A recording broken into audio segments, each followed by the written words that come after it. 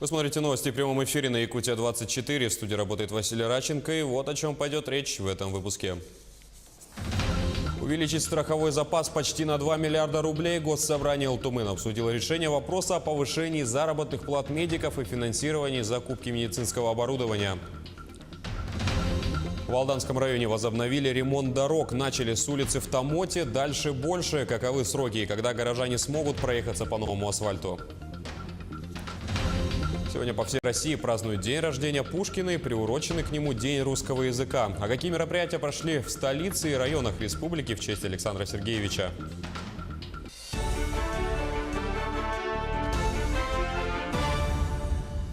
Айсен Николаев стал одним из лидеров медиарейтинга губернаторов Дальневосточного федерального округа, заняв вторую строчку в мае текущего года. Об этом сообщает компания «Медиалогия». Отметим, что Айсен Николаев – новичок рейтинга. А среди российских же губернаторов Николаев также появился впервые и сразу же занял 21-ю строчку рейтинга. В России появится служба уполномоченного по защите прав потребителей финансовых услуг. Основное назначение финансового омбудсмена и службы уполномоченных при нем – это облегченная процедура урегулирования споров между гражданами и финансовыми организациями в досудебном порядке. Речь идет об имущественных спорах до 500 тысяч рублей. При этом обращение к финансовому омбудсмену до суда становится обязательным, но бесплатным. Омбудсмен будет рассматривать только случаи нарушения прав клиентов финансовыми организациями. Главному финансовому уполномоченному не должно быть меньше 35 лет и более 70. У него также должно быть высшее юридическое образование, а назначать его будет Совет директоров Банка России на срок не более 5 лет и не более 3 сроков подряд. Тем временем правительство республики предлагает установить страховой запас на текущий год в размере 1 миллиарда 800 миллионов рублей. Этот вопрос рассмотрели на расширенном заседании Комитета Госсобрания Илтумен. Запас обеспечит поддержание стабильного финансирования медицинских организаций, а также дополнительную прибавку 200% к среднемесячному доходу врачей, от средней заработной платы младшего и среднего медперсонала до уровня 100% от дохода по Якутии. Также рассмотрели вносимые изменения в закон о бюджетном устройстве и о приватизации государственного имущества.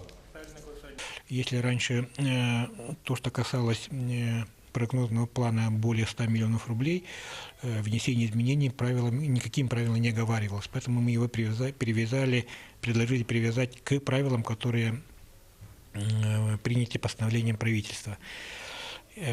Проголосовали, в общем-то, во втором чтении эти поправки, и сегодня, на следующем пленарном заседании мы его примем. Также в стенах парламента обсудили еще один немаловажный вопрос. В республике кочевые школы действуют в 11 районах, в них обучается 105 детей. За последние 3 года численность обучающихся меняется по нескольким причинам, и одна из них – это сокращение стада оленей. О проблемах и перспективах кочевого образования говорили сегодня на расширенном заседании Постоянного комитета Илтумен по вопросам коренных малочисленных народов Севера и делам Арктики. Участники заседания отметили, что в последние 2 года в ряде северных районов поднимается вопрос и о создании кочевых образовательных организаций, также восстановление интернатов для детей оленеводов. В нашем Алексинском районе во всех населенных пунктах, где проживают ивенки, уже язык практически забыт.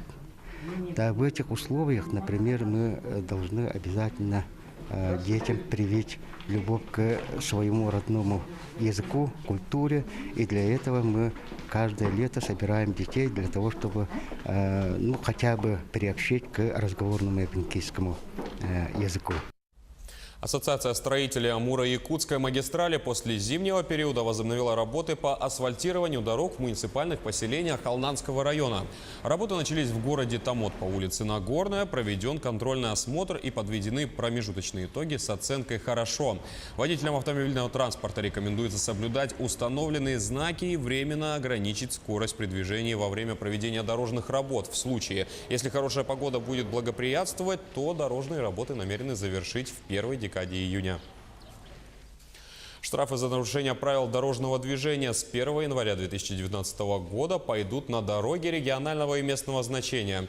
А именно на освещение, установку барьерных ограждений, светофоров и видеокамер, а также оборудование пешеходных переходов. Подписанные президентом поправки в бюджетный кодекс обязывают региональные власти направить все собранные штрафы только в региональные дорожные фонды. Сейчас же штрафы с водителей и пешеходов власти субъектов могут использовать на другие цели. Речь идет о довольно внушительных суммах. Ежегодно в стране штрафов уплачивается примерно на 60 миллионов рублей. Не так давно в социальных сетях появилось объявление о тяжелой жизненной ситуации, в которой оказалась многодетная семья, проживающая в городе Нерюнгри. Узнать о всех деталях и углубиться в подробности попыталась моя коллега Александра Цыбикова.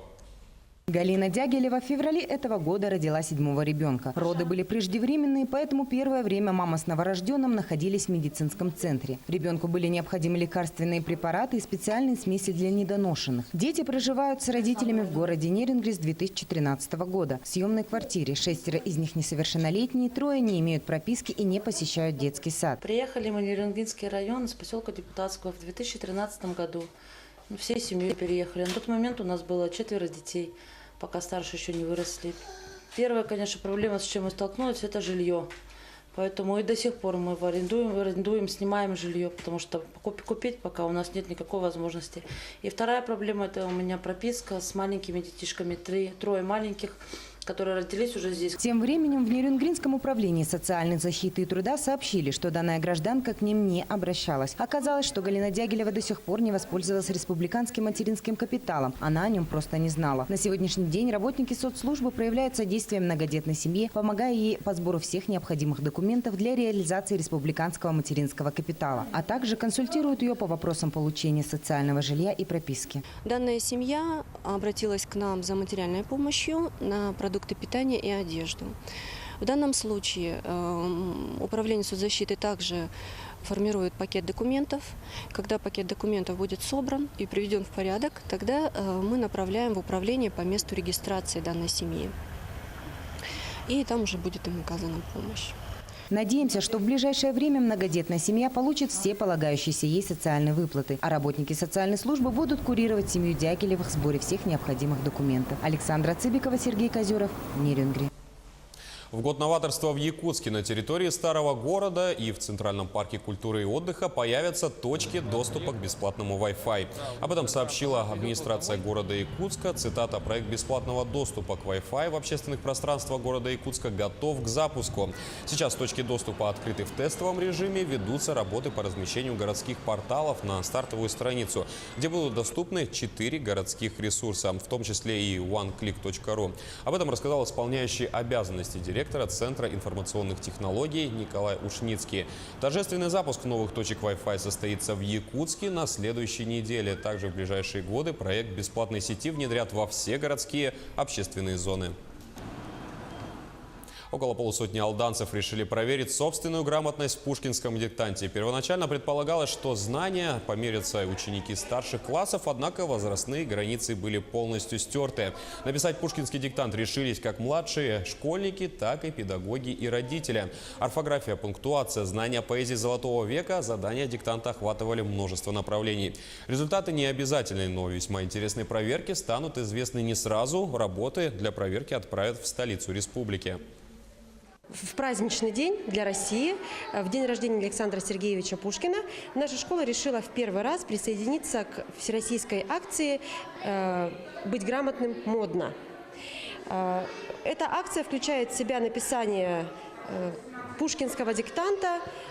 Пушкинский диктант – это определенные задания по разным возрастам. Ребятам нужно будет выполнить несколько заданий, как грамматических, так и творческих, по русскому языку и по литературе.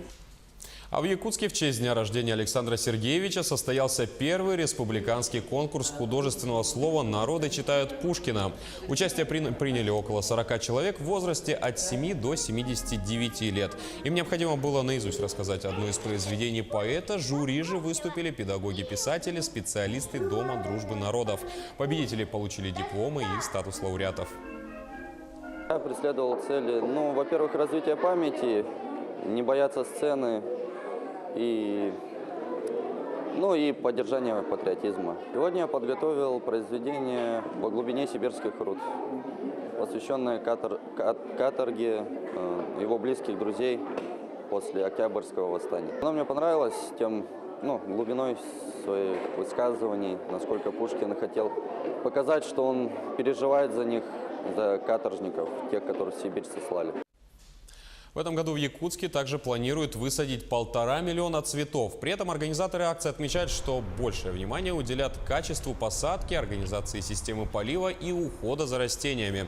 Амбициозные планы по высадке большого количества цветной рассады поставили перед собой управа Центрального округа, а именно 248 тысяч, Октябрьского 205 тысяч, 25 тысяч цветов украсят улицы и площади микрорайона Марха, по 15 тысяч цветов высадят в селе Хатасы, Маган и Тулаги на Кельдянском наследии.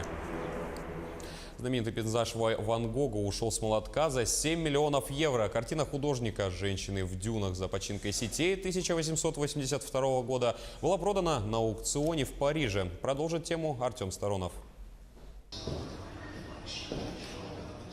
Пейзаж Винсента Ван Гога в понедельник ушел с молотка в Париже. Лот был продан за сумму, намного превысившую ожидания организаторов – более 7 миллионов евро. Полотно «Женщины в дюнах за починкой сетей» художник написал на заре своей творческой карьеры в 1882 году.